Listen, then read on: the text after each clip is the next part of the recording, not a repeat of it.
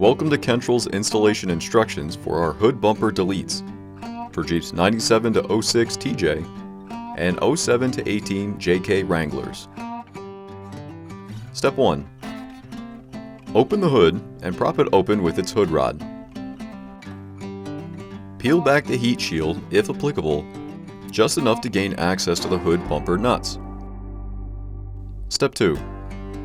With a 10mm socket, hold the bumper with one hand and unscrew and remove its nut. Some models allow the bumpers to just be pulled off.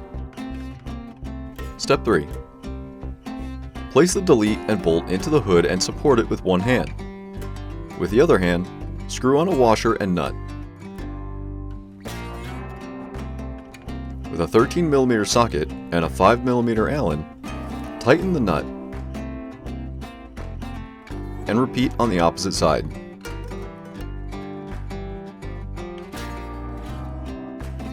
Enjoy your new Kentrol hood bumper deletes.